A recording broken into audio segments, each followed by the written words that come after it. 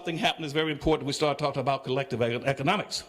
At that point in time, they said that they came up with a new concept. Prior to that time, that mercantilism was the factor for economics. Everything was mercantilism. But at that point in time, they said we got a new thing. If we could be able to get land, free land, and get this black labor, this free black labor, and we merge those two together, we merge them together, we got a good thing. And they did that, they came up with a concept called capitalism. Capitalism meaning, now you remember this is very important if you're going to start talking about collective and cooperative economics. Don't forget this, what capitalism is. Don't let anybody badmouth capitalism. You say, well, capitalism is not bad. The only reason we've never been able to use it, that's your problem. Don't badmouth something that you never used. And so capitalism, they say capitalism would be learning how to own the land, the tools, and the resources, and use other people's labor to enhance you and enrich you. That is capitalism. I'm gonna say it to you again. You got to get control of the land, the tools, and the resources, and use other people's labor to enhance yourself with wealth and power and resources. Thank you, baby. Just like being up at Northwestern again. And so, and that's the basis of capitalism. And that started in Europe about 1503 and 1505.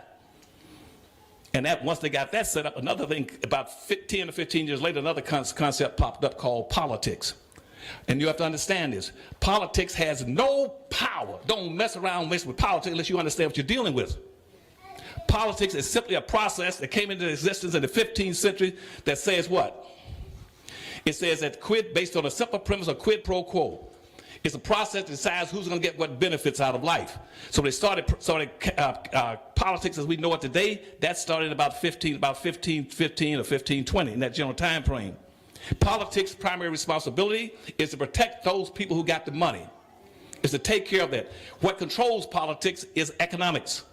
The biggest force you got in this country, the most powerful force in the country is economic power. Politics would do anything that economics wanted to do. That's why this country right now, you got 658 white multi-billionaires in this country. That's who controls this country. No politics, they tell the politicians what to do. That's what Donald Trump's been trying to tell you all. And they're gonna tell you, well, we got to go out and vote. Vote ain't worth a quarter. Voting doesn't change anything. People who own and control the system controls the votes. But I'm gonna get to that a little later. So they came to America, now they got a new concept. That new concept is gonna be called racism. Because when they matched those two together, and it brought all whites began to merge then. They began to play economics in Europe. They came together to practice it. And so what happened? 9 European nations started coming to America, and to the Latin America, South America, Central America, looking for what? Free land. And they came over, that became the first thing, that was the first indication of what's gonna be called racism. Racism is a competitive relationship between groups. Remember this. Racism is a competitive relationship between groups. It has nothing in the world to do with an individual. Quit letting people call you a racist. Racism doesn't exist with an individual. It's based on a group phenomenon. It's a group factor. And to be a racist, you must be a part of, associated with, identified with those who got the wealth and power. That's racism. It's a competitive relationship between groups of people who are competing for the ownership and control of wealth, resources, and power. And once they get it, they then use it against another weaker group. That's why I hear people say, well, Farrakhan's a racist. Farrakhan ain't no way on earth Farrakhan can never be a racist. Farrakhan can't tell white folk what the hell to do. He can't do anything. He can't control no white folk, tell them where they can live, who they can marry, when they go into school. You got to have power and wealth. You got to have the economic wealth and power to be a racist. And I'm sick and tired of black folk. I would let somebody tell you black folk, if y'all start looking out for y'all will be a racist. Forget that crap. You cannot, no place on earth black folk can be a racist. So they came to America with the new concept called racism. And now the game is going to play in. But see, whites had organized, all those European nations, 9 European nations organized to come to this country. Portugal, France, Italy, French, German, the Russians, Norway. They all came here, Spain, to what? To look for wealth and power. When they came here, then the game started. But they were organized, they were collective, and they were cooperating. They were together. And they brought certain people here to make sure that you were not together. And they brought you from different tribes and split you up. Make sure that those who spoke the same language could even associate together. And they disaggregated you. Now we're in the United States. Now we're at the beginning of this. Let's go up to the 1700s. When they got here, all of a sudden they said, we're going to build a democracy. We're going to build a new nation. We're going to build a land of opportunity. And so I said, what we're going to do, let's write a constitution. So they wrote the Constitution and ratified it in 1789. And in that Constitution, it said what you are today. And I'm sick and tired again. You're going to get sick of hearing me saying I'm sick. But I'm sick and tired of black folk getting in political office, going running for office, and getting into a legislature, getting into a law firm, and don't even understand the Constitution. Talking about, well, we got constitutional rights. You don't have any constitutional rights. No place in the Constitution does it give black folk any rights. And when the planning committee for the writing and drafting the Constitution met in Philadelphia, they spent an entire week talking that most of the subject was on what they're going to do with black folk in America. They said, we're going to write a constitutional document. And in that document that we write, we got to make sure that everything is perfectly clear on who's going to get what in the country. So when they met, they spent a whole week with the doors locked, guards on the doors, and the shutters drawn, and sat there and debated, how do we in the world draft a Constitution of the United States, and when at the same time talking about the land of democracy, the cradle of democracy, land of opportunity, free from all? How do we say that God has given every human being inalienable rights for life, liberty, and the pursuit of what? No, it's wrong. It was property. They changed it later. That's why they came with the fugitive slave laws in 1850 and again in 1890 and 1850. It was property. And so Thomas Jefferson said, what we'll do then? They said, they asked Thomas Jefferson to write the document, but make sure these black folk don't understand what's going on. So they wrote that document. What that document says is when it says, we the people, we the citizens, they were not talking about black folk. We have to talk about the American people. Right now, you go to Fox Channel, they always talk about the American people did this. They are not talking about you. They said, what we would do, they said, here's what we'll do. Every time we're talking about white folk, we'll use very specific language. The American people, citizens, stuff like that, and the general population. That means white folk. When you got the black folk in the Constitution, and I keep saying how these people go to law school and get law degrees and understand this. They use morphic terms, ambiguous terms, euphemism to define you all. They call you and they look at the Constitution, read all those documents when it says those people, those others, those indebted, those in bondage, that specific property, that unhappy lot. They're talking about you. They're not talking, there's no place in the Constitution that says anything about black folk. They call you 3/5 of a human being. They call you property. They call you equal to a field animal. How in the world you think they're going to talk about, well, the Constitution never promised you anything. So please don't go to any more of these demonstrations that I can hear on TV talking about the Constitution promised you nothing.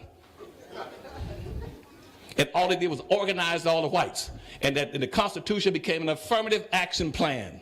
The first affirmative action plan in the nation was written by Thomas Jefferson and that group, planning group, which called the colonial powers of the founding fathers. That was an affirmative action plan for whites. And here's the other point you have to remember before I get to the end of my little speech tonight. It became the first affirmative action plan, but it also put whites into a protected class. Critically, they are in a protected class with the affirmative action and the Constitution. And then they set up the United States Supreme Court. The Supreme Court of this United States is the guardian of the status quo that was laid out for you all in the Constitution. Makes you whites up here and you're down here. The United States the Supreme Court is the most racist organization on earth. They're the guardian of racism. That's why the first 57 people appointed to the United States Supreme Court were slave owners. And out of another 60-something has been appointed since then, they're white racists. They never put a black man of any substance on the Supreme Court. They put one guy who was very strong and he was strong enough, the first black president. Personal assembly code. I loved him. He tried the best he could, but he's playing against the odds. The guy you got on there now, I don't even call that a black man. I don't even know what that is. Y'all got a name? What is that? What's his name? Clarence who? Yeah. So we've only had one black man on the Supreme Court out of over 120. The last thing you should do is be going to the Supreme Court and looking for justice in the court system. You can't get it. It's not there. They're going to reinforce what's in the Constitution. And surprisingly, they don't even have the authority to do that. The United States Supreme Court does not have the authority to do anything with black folk. All these issues you all been taking to the courts about civil rights, discrimination, racism, and going to the court system, the courts can't help you. They're not going to help you. That's why the Supreme Court has never done not one single solid thing, thing positive for black folk. If I do something incidentally to help black folk here and there, that was not their intent. They had no intention of doing anything for you. Their primary responsibility is to maintain the status quo. And the little bit of authority exercising now over you didn't even come into existence until about 1803 in the Marlboro and Madison decision. When all of a sudden, in the Madison and Marlboro decision, they jumped in and started exercising authority they didn't have and got involved in a case. That was the first time they ever left because what they were assigned to do in the Constitution. The Supreme Court has three things they can do. One, they can get involved in ambassadorial appointments. Two, they can go and get involved in lower case litigation. And three, they can hold court on anybody who fails to carry out his federal responsibilities. That's the only thing. But they do not have authority to overrule Congress. Now, why is this important? Here's what we're coming to. We're talking about getting you all together, playing cooperative economics and collective economics. The only time it was challenged was by a guy named Dred Scott in 1857. In 1857, Dred Scott says, I'm free. I should be able to go back to my own people and live free with them without all this abuse and misuse of me. He said, something is wrong. And Dred Scott was the first one to make that in the Supreme Court. But let me put a period and go back to 1790, back to the Constitution, because this is very important. Now, in 1789, when they ratified the United States Constitution, with black folk being nothing of any consequence, you have no value except how you're being used. So when that was in 1789, the first next year, after they ratified the Constitution, what they did, they passed what's called the First Nationalization and Immigration Law. And in that law, they declared that this would be a white nation and that only people have access to benefits and be in a protected class have to either be white or can pass for white. And that's why at the present day, the federal government keeps federalizing all these immigrants coming to the country, classifying them as whites. Because that was the issue in 1790, the First Naturalization and Immigration Law. And they said, once they set that up, they said, therefore, that would be what you all call today the American dream. Now, what was the American dream at that point? Everybody coming, it was a nation for immigrants. That anybody could come to this nation as an immigrant and get access and be put into a special protected class. And as they began to pour into the country, under the 1790 Immigration and Nationalization Law, they said, now what we're going to do is that we're going to redistribute this wealth. And most of the wealth will be contained in one thing starting off as a basis, and that would be land. That's the first thing, would be land. And so what George Washington says, well then, in that regard, I want 100,000 acres of free land. And so George Washington that you all talk about in your textbooks, they never tell you that he got 100,000 acres of free land. And when he did that, then Thomas Jefferson, who wrote the Constitution, said, wait a minute, if we're going to start practicing economics, we're going to practice economics, I want 100,000 acres of free land. So Thomas Jefferson got 100,000 acres of free land, just like George Washington did. And then following that, you had Patrick Henry, that you all read about the textbook talking about, give me liberty or give me death. He said, well, you gave them 100,000, give me 65,000 land, along with that death. And so he got 65,000 acres of free land. And then they set up these immigration laws that anybody coming to America at that point in time, they're coming from Europe, to get wealth and power and to practice economics based on the Constitution, they were qualified to come together as whites and get collectively to practice group economics. And so each one of them coming to America was entitled to 640 acres of free land. Every white that came to America that got a slave, he can get another 150 acres of free land for every slave he owned.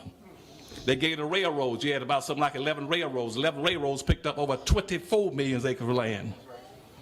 And the railroads got 6 miles of free land on either side of the railroads stretching across this country. Free land on both sides of the railroad tracks, all the way across the nation, any way you went. And they picked up over 24 million of free land. And the last immigrants that came to America in about 1880s, when they crossed the Mississippi River, and they wanted to get land there. And what they picked up in 24 hours, they picked up 2 million acres of free land. So what I'm saying to you, in all this land distribution, using the 1890 civil immigration laws, the naturalization laws, and the Constitution together, that put white folks into a protected class, affirmative action class, so they could only control the wealth. Whites picked up over 1 billion, B-I, they picked up over 1 billion acres of free land. And in that free land is where the wealth was buried. They got in that free land gold, silver, chrome, bauxite, magnesium, oil, gas, timber, everything they needed. That's how you got a maldistribution of wealth in this country, that you're playing against a stacked deck. They got all that wealth and money. Now that all that wealth they picked up in that land alone, it has now accumulated. Because you see, the purpose of slavery, I have yet in all my years with presidents and governors going around the world, when I was going into Colombia, Venezuela, Bermuda, Jamaica, France, England, Germany, and Africa, representing the United States, I try to tell my people this: you're playing against a stacked deck if you don't get the money and the wealth. Because see, and the first thing you got to do that, you must go back and ask every politician, every civil rights leader, and every lawyer to go challenge what happened to black folk in the Constitution, because the purpose of and question the purpose of slavery. They never asked what was the purpose of slavery. Purpose of slavery was not somebody cheated you out of integration and civil rights. The purpose of slavery was to systematically, socially engineer black folk into the lowest level of a real life monopoly game, and to maldistribute almost 100% of all this nation's wealth, land, income, businesses, rights, privileges, controls of all levels of government, and resources into the hands of the dominant white society. Now, you want me to repeat that to you again? Again, the whole purpose of slavery, which has never been challenged. Nobody goes back and challenges the purpose of slavery and raise that as a major issue. The major issue with slavery is to set up that special class, a protected class, and to maldistribute almost 100% of all this nation's land, business, wealth, power, income, privileges, rights, and controls of all levels of government into the hands of the dominant white society. So consequently, when that ended, what happened?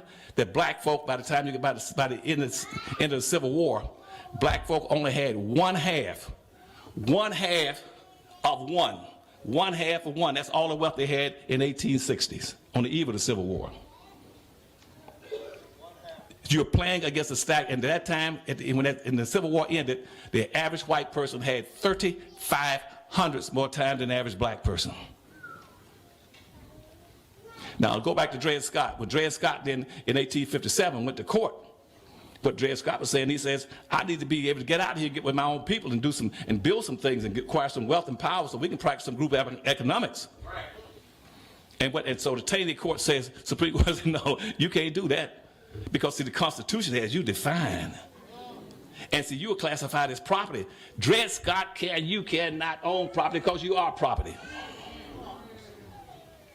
And so black folk couldn't get any property. And they go around asking property. You can't get property, can't own property. Well, I can get it as you're not citizens. You didn't become a citizen until after the Civil War. Blacks don't know that. You couldn't own and control anything. Property can't own property, and you weren't even a citizen until after the Civil War. And so the court said to Taney, a black man has no rights that a white man is bound to respect. And so now when the Civil War comes on, and at the end of the Civil War, as I said, before that, blacks had nothing. By the end of the Civil War, you had a few radical Republicans. The radical Republicans were white men in the Congress who either had black mistresses or black children. And that's why they set up Howard University for them. See, Howard University set up strictly for the children of white congressmen and so anyway, so they came to the floor. That was Thaddeus Stevens, Sumter, and Benjamin, a few radical Republicans. They says that in this country now that the Civil War has ended, for black folk to come together and start practicing anything on a group basis and practice economics, they can't do it. It's impossible unless they minimally have 40 acres, a mule, and $100. And they wrote that up as the first civil rights law in the country in 1865.